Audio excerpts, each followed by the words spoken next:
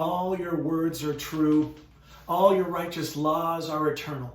Psalm 119, verse 160. A Roman soldier girded his loins with something more similar to a girdle than a belt, although a very manly belt, I'm sure. Girding his loins is an idiom describing the way one would pull up long flowing robes, clothes, a tunic even, up under a belt to keep leg movements unhindered. It would then hold the different pieces of armor and clothing and everything together. So most scholars agree that more than any other piece of the soldier's clothing or equipment, this girdle with its intricate decor and elaborate buckles and snaps distinguished a soldier from a civilian.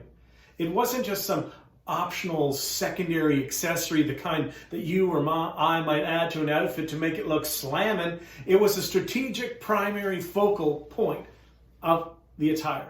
So you think of those wide lumbar braces that UPS or FedEx workers wear around their waist when carrying heavy packages. This sturdy leather girdle of the Roman soldier was made to reach around the torso and provide essential support while he performed the quick, demanding, dangerous movements in the dance of war. Truth is your support. It provides the essential backing you need when you're in the midst of spiritual war or spiritual living, what we might call the dance of war. Attacks come from every side.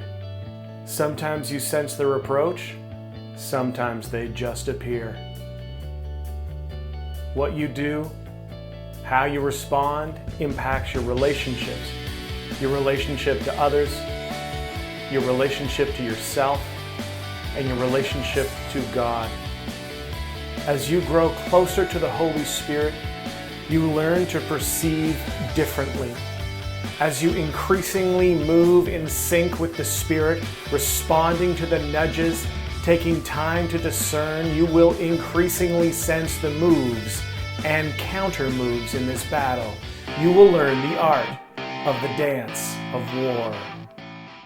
The belt of truth is an essential piece of our spiritual armor because it holds everything together. When we know the truth will set us free. When you don't know the truth, or when you don't choose the truth, you are easily put into bondage.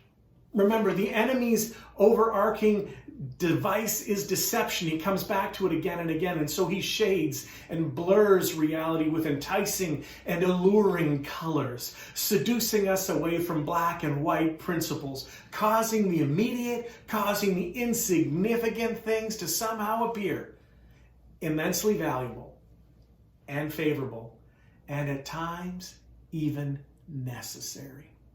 His packaging is so clever that unless we know what's true, really know it at our core, well, we easily fall prey to his ploys. We are caught in the trap. Truth, which we could basically define as God's opinion on any matter, is our standard. Truth is who God is and what he says it is, which is best summed up for us within the person of Jesus Christ.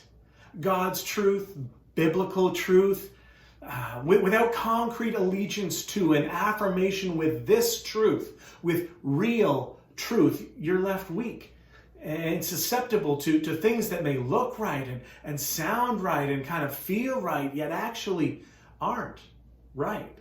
And when you follow what is not right or not truth, you are following a pathway that leads to one or all of our enemy's stated mission goals. He lies, he deceives, and accuses to move you towards his goals to steal, kill, and destroy.